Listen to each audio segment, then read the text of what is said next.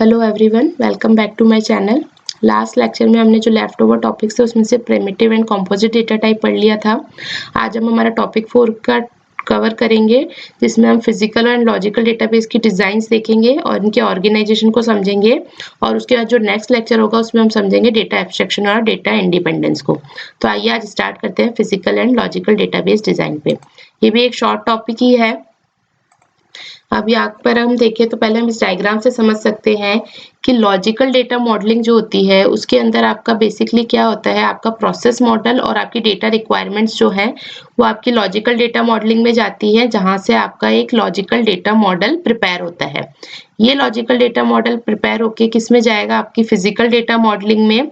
और इसके साथ ही आपके फिजिकल डेटा मॉडलिंग में आपके जो भी आपका प्रोडक्ट है उसकी टेक्निकल रिक्वायरमेंट्स और उसकी परफॉर्मेंस रिक्वायरमेंट्स हम इंसर्ट कर देंगे फिजिकल डेटा मॉडलिंग में। तो ये 3 फैक्टर्स इंक्लूड होके आपको जो जनरेट करेंगे वो जनरेट होगा आपका physical data model. Now, after that, you need to create और update the data। तो जो ये फिजिकल डेटा मॉडल बना है इसका इनपुट और आपका जो भी बिजनेस डेटा है वो इनपुट वो आपका जाएगा क्रिएट और अपडेट डेटा के सेक्शन में, और यहाँ से आपको मिलेगा आपका जो एक्चुअल डेटा है जिस पे आप काम करना चाह रहे हो वो सारा डेटा आपको यहाँ पर अचीव होगा। तो this is the basic flow chart, और हम बोल सकते हैं फ्लो डायग्राम्स है, जिसमें आपकी logical data modelling, physical data modelling and create और अपडेट डेटा के मॉड्यूल्स कवर होते हैं। अब अगर हम इन्हें ब्रीफली डिस्कस करना चाहें तो हम सबसे पहले इसके इंट्रोडक्शन पार्ट पे चलते हैं।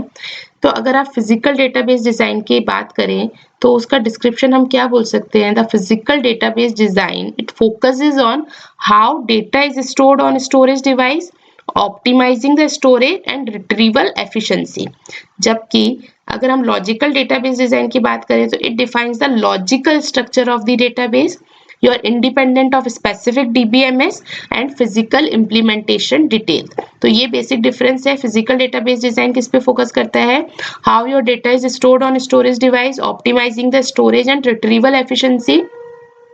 वाइल अगर हम लॉजिकल डेटाबेस डिजाइन की बात करें तो ये किस पे होता है, ये डिफाइन करता है आपके लॉजिकल स्ट्रक्चर को डेटाबेस के। ऑल्सो ये it is independent of your specific DBMS. आपका कौन सा डीबीएमएस स्पेसिफिकली आप यूज कर रहे हो उससे इंडिपेंडेंसी होती है आपकी लॉजिकल डेटाबेस डिजाइन की। Also the physical implementation details, so it will be independent from specific DBMS and physical implementation detail. ये मैं ऑलरेडी एक बार पहले स्टार्टिंग के लेक्चर्स में समझा चुकी हूँ, वही चीज है, बस इसका मैंने एक बेसिक डिस्क्रिप्शन आपको बताया है। नाउ अगर हम पर्पस की बात करें तो physical design is optimizes the storage and retrieval efficiency, while your logical design ensures an accurate representation of data requirement. Okay, तो फिजिकल डिजाइन तो ऑप्टिमाइज करता है स्टोरेज को, रिट्रीवल एफिशिएंसी को, जबकि आपका जो लॉजिकल डिजाइन है वो क्या इंश्योर करता है कि आप एक्यूरेटली रिप्रेजेंट कर रहे हो आपके डेटा रिक्वायरमेंट्स को। नेक्स्ट अगर हम एस्पेक्ट की बात करें कि इंपॉर्टेंस क्या है, तो physical design impacts your performance and storage utilization, while your logical design influences your data accuracy and usability. Same जो इनका पर्पस है वो इनकी इंपैक्टनेस है, ठीक है। नेक्स्ट एग्जाम्पल की अगर हम बात करें, अगर फिजिकल डिजाइन की बात करें तो क्या हो गया, indexing strategies in your relational database to enhance your query performance. जो हमने इंडेक्सिंग पढ़ी थी वो किसके अंदर आ जाएगी, आपकी फिजिकल डिजाइन में। जबकि लॉजिकल डिजाइन के एग्जाम्पल की बात करें तो ईआर डायग्राम्स जो होते हैं, हमने एंटिटी रिलेशनशिप डायग्राम्स जो पढ़े थे वो आपके होते हैं लॉजिकल डिजाइन के। So entity relationship diagrams are modelling to define your data entities and relationship. So these are the example for physical design and logical design। मैंने इसको टेबल फॉर्मेट में दिया है ताकि आप इजीली डिफरेंशिएट कर पाएं और समझ पाएं कि फिजिकल डेटाबेस डिजाइन क्या होता है और लॉजिकल डेटाबेस डिजाइन क्या होता है। नेक्स्ट है, अब हम बात करते हैं फिजिकल डेटा ऑर्गेनाइजेशन टेक्निक्स की, कि कौन कौन सी ऑर्गेनाइजेशन टेक्निक्स यूज होती है फिजिकल डेटा के लिए। तो फर्स्ट जो टेक्निक यूज होती है वो होती है आपकी सीक्वेंशियल फाइल। सीक्वेंशियल फाइल का मतलब क्या होता है, your data records are stored in sequential order, okay, not any random or not any hashing, it's in a stored in your sequential order based on a key field. जो भी की value है उसके बेसिस पे आपका sequential order में आपका data store होता है। अगर इसका एक एग्जांपल मैं बताना चाहूँ तो सपोज एक लाइब्रेरी कैटलॉग सिस्टम है जहाँ पे बुक्स स्टोर्ड हैं शेल्फ्स के अंदर in a sequential order. Sequential order मतलब कि उनका जो ISBN नंबर होता है, हर बुक का एक ISBN नंबर होता है जो कि उसको यूनिकली आइडेंटिफाई करता है।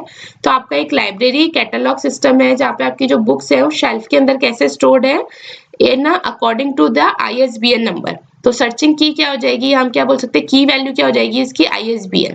सो आप जब भी कोई बुक को सर्च करेंगे तो you start from the beginning of the shelf and proceed sequentially until you find the desired book.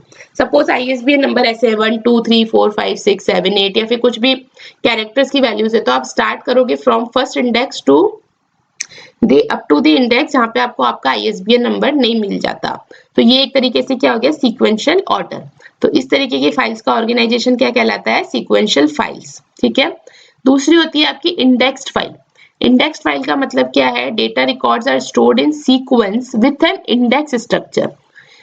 इसका क्या मतलब है, एग्जाम्पल से समझते हैं। An online retail store maintains an index inventory of product. Each product is assigned a unique identifier, such as a product code or SKU, and stored in a database. So database maintain an index of a product sorted by their identifiers.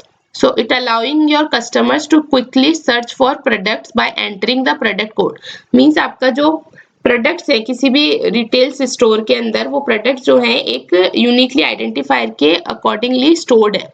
तो जब भी कोई customer आ रहा है और अगर उसको उस प्रोडक्ट की रिक्वायरमेंट है तो उस प्रोडक्ट को कैसे सर्च करेगा, उसके प्रोडक्ट कोड से। तो यहाँ पे एक जो सपोज जैसे रिटेल स्टोर है, अब उसके अंदर तो अलग अलग प्रोडक्ट्स होंगे, तो आप उनको सीक्वेंशियली तो ऑर्डर नहीं कर सकते या सीक्वेंशियली तो अरेंज नहीं कर सकते, क्योंकि सपोज कुछ स्किन केयर प्रोडक्ट्स हो गए, कुछ मेडिकल प्रोडक्ट्स हो गए या कुछ फूड आइटम प्रोडक्ट्स हो गए, तो उनको आप सीक्वेंशियली कैसे ऑर्डर करोगे।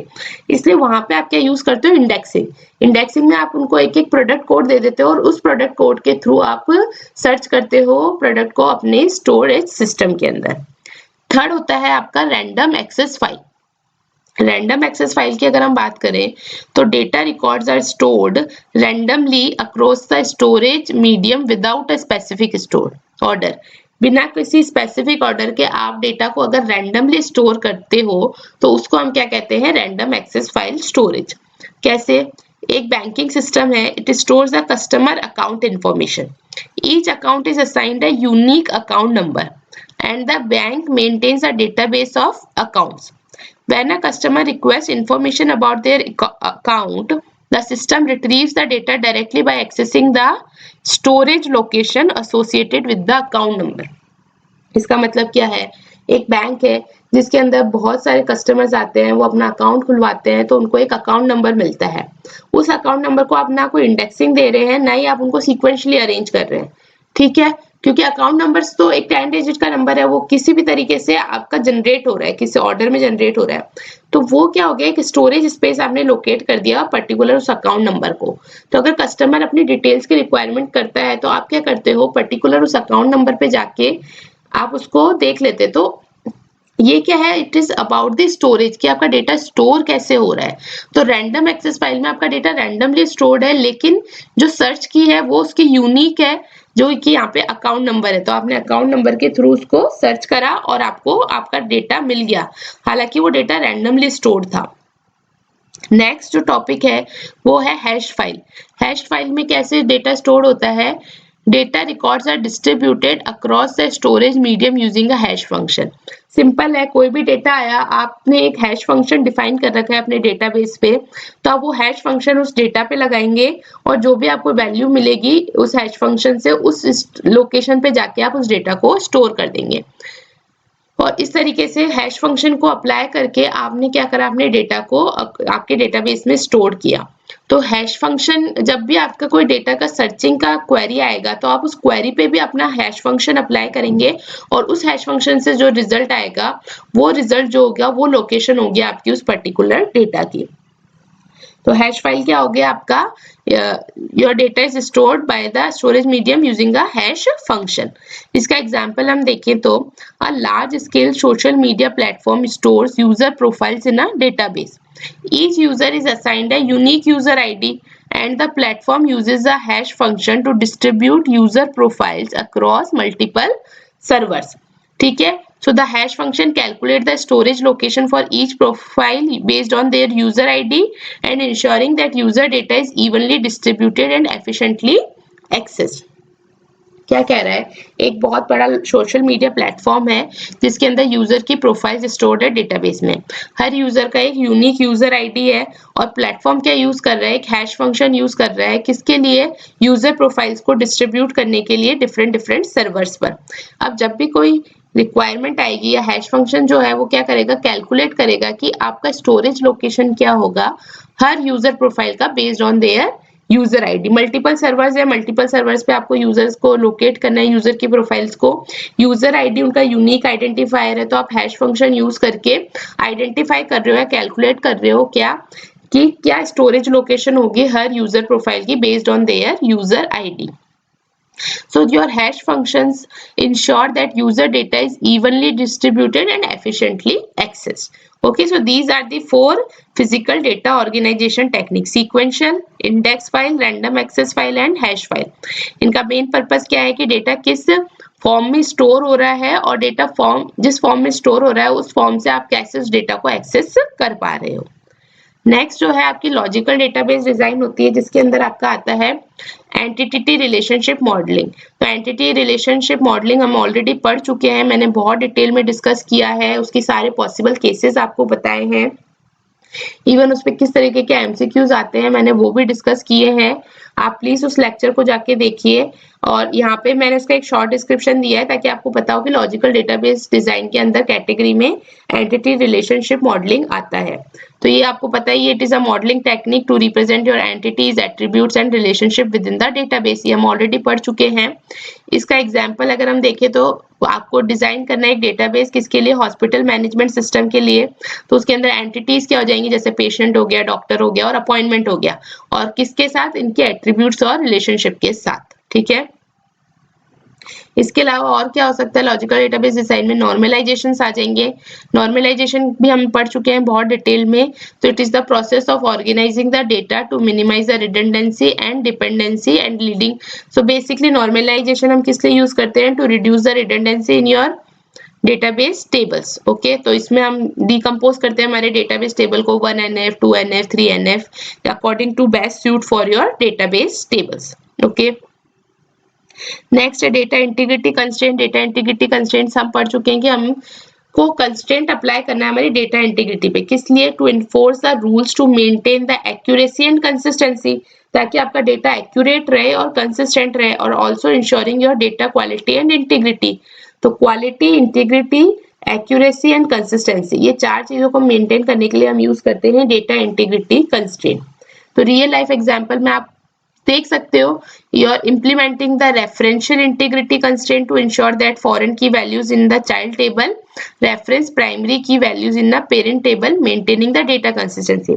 जब हम foreign key की बात करते हैं तो उस पर हम constraint लगाते हैं referential integrity constraint। referential integrity constraint क्या इंश्योर करता है कि जब आप foreign key का कॉन्सेप्ट यूज कर रहे हो तो जो फॉरेन की है और जो प्राइमरी की है जिसको वो रेफर कर रहा है उनके बीच में डेटा कंसिस्टेंसी मेंटेन रहे। नेक्स्ट होता है आपका data modelling notions. Data modelling notions में आपके यूएमएल डायग्राम्स आ जाते हैं। It utilizes various notions and tools to represent the logical structure of the database. Data abstractions की हम बात करें तो it provides a conceptual view of the database, abstracting away implementation details. Data abstraction मुझे पता है, सबको पता ही होगा ऑलरेडी। एब्स्ट्रैक्शन का मतलब क्या होता है, you will hide the implementation details and technical complexities for ease of understanding and interaction and only provide a conceptual view of the database। Example क्या हो जाएगा इसके लिए, presenting a simplified view of a customer database to business user, focusing on high level entities and their relationship. ठीक है, आप सिर्फ एक टेबल शो करो बट उस टेबल के पीछे की कॉम्प्लेक्सिटी क्या है वो आप यूजर को शो नहीं करते हो, and this is all about your data abstraction. Okay, so this is all about our logical database design and physical database design। So I hope आपको ये टॉपिक समझ में आया होगा। इसके बाद हम पढ़ेंगे data abstraction and data independence क्या होता है। तो please like and subscribe my channel, और हमारा ये थोड़े ही दिन में कंप्लीट हो जाएगा DBMS, और इसके हम कुछ MCQs ले लेंगे और उसके बाद हम स्टार्ट करेंगे नेक्स्ट सब्जेक्ट। Thank you.